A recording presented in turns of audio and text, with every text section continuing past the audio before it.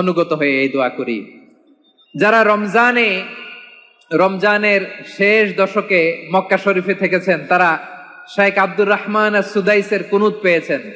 যারা পেয়েছেন অথবা কেউ টিভিতে ভিডিওতে দেখেছেন, শেখ আব্দুর রহমান সুদাইস 27-এর আলোচনায় 45 মিনিট থেকে 1 ঘন্টা দোয়ায় কুনুত করে। কতক্ষণ?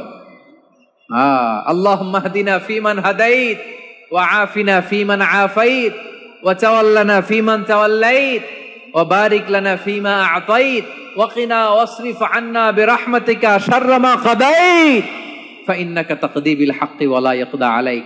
এমন ভাবে হেরেম শরীফে মক্কায় শেখ আব্দুর রহমান সুদাইস দাঁড়িয়ে হাত তুলে লক্ষ লক্ষ উমরা পালনকারীদেরকে নিয়ে এক মুনাজাত ধরে কাঁদতে কাঁদতে মানুষ বেহুশ হয়ে যায়। দোয়ার কথা শুনে গায়ের লোম খাড়া হয়ে যায়, হৃদয় বিগলিত হয়ে যায়, চোখ দিয়ে দাঁড় করে পানি নামতে থাকে।